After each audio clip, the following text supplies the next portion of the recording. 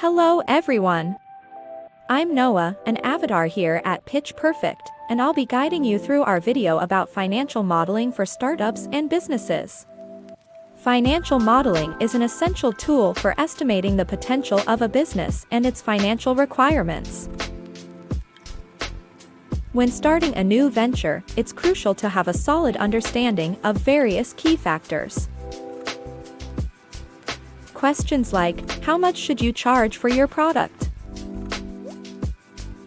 What is your estimated customer acquisition cost? What are your R&D expenses until you start generating revenue? All will be answered through financial modeling. Investors expect you to do your homework and estimate the money you need to get to a milestone and provide an accurate estimate of your expenses. Let's delve into the process of building a financial model. Ultimately, a good financial model should accomplish three things. 1. Estimate your marketing and sales expenses. 2. Estimate revenue generated from your product or service. 3. Account for costs associated with generating that revenue, such as team salaries, office expenses, and third-party services. By considering these variables and factors, your financial model will provide insights into your business unit economics and profitability over time. For early-stage startups, it's essential to create a financial model that incorporates the size of your team and compares it to the available budget. This will help you understand your company's runway and estimate how many months your business can keep operating before it's out of money. When developing your financial model, it's best to avoid using generic templates. Customize your model to fit the unique characteristics of your business. This personalized approach ensures that your financial model accurately represents your business's financial landscape. Now, let's explore the fundamental components of your financial model. I recommend beginning with variables like product pricing and customer acquisition costs. If you're still in the early stages and lack concrete data, you can use relevant industry averages as a starting point. Next, let's focus on the workforce sheet.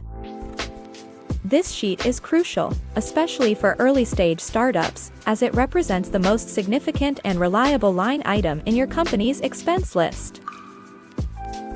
While estimating expenses for your first year can be relatively straightforward, for subsequent years, it's vital to refer to industry benchmarks.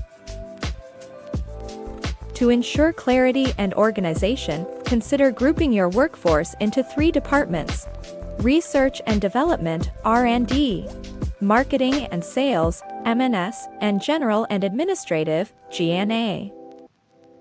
Distributing expenses across these departments will provide a comprehensive view of your company's financial landscape.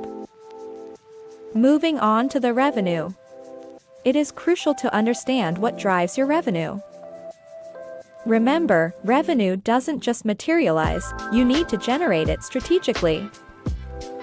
This involves investing in marketing, sales, and other necessary activities. Your revenue model should align with your marketing and sales sheet, and account for the expenses associated with driving revenue growth. The simplest method for estimating your annual marketing and sales expenses is to multiply your customer acquisition cost by the number of clients you aim to acquire. This determines your M&S budget. Then, distribute the budget across various media channels and the sales team. Next up is G&A sheet. Pretty much every expense that does classify as R&D or M&S goes into G&A sheet. And it includes G&A payroll, office expenses, rent, accounting, lawyers, etc. Once again, it's important to connect your G&A expenses to your revenue estimations. For example, at SaaS platforms, support typically consumes about 5% to 7% of your revenue at scale, excluding customer success, in most SaaS models.